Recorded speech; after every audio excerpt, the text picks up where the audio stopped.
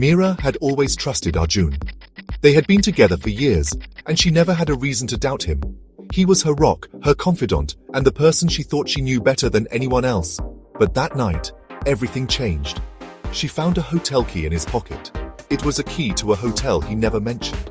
A hotel she had never heard of before. Her mind raced with questions and doubts. Why did he have this key? Who was he meeting? What was he hiding from her? She remembered the night before when he told her he was working late. He had come home exhausted, claiming he had been swamped with work. But now with this key in her hand, she couldn't help but feel betrayed. She felt a knot in her stomach as she thought about the possibilities. Was he seeing someone else? Was he lying to her all this time? The thought was unbearable. She decided she needed to find out the truth. She couldn't just sit and wonder. She had to know what was going on. So she made a plan. She would go to the hotel and see for herself. She would confront him and get the answers she needed. She wasn't sure what she would find, but she knew it wouldn't be good. The next evening, she drove to the hotel. Her heart was pounding in her chest as she walked through the lobby. She felt a mix of fear and determination. She had to know the truth, no matter how painful it might be. She took a deep breath and headed towards the room number on the key card. It was from last night, when he told her he was working late. She wasn't sure what she would find, but she knew it wouldn't be good. She didn't cry. She didn't scream.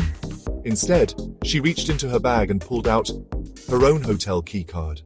Guess we're even now. Have a great night, you two. As she stood in front of the door, she hesitated for a moment. She could hear voices inside, muffled but unmistakable. She took a deep breath and inserted the keycard into the slot. The door clicked open and she pushed it slowly. What she saw confirmed her worst fears. Arjun was there with another woman. They looked up in shock as she entered the room. She didn't cry. She didn't scream.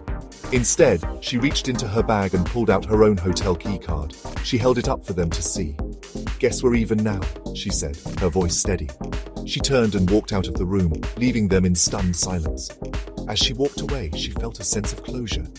She had faced the truth and come out stronger. Have a great night, you two. She didn't cry. She didn't scream. Instead, she reached into her bag and pulled out her own hotel keycard. Guess we're even now. Have a great night, you two. She walked out of the hotel, feeling a mix of emotions. There was pain but also a sense of liberation. She had taken control of the situation and confronted the truth head-on. As she got into her car and drove away, she knew that this was the end of one chapter and the beginning of another. She was ready to move on, stronger and wiser than before. Have a great night, you two.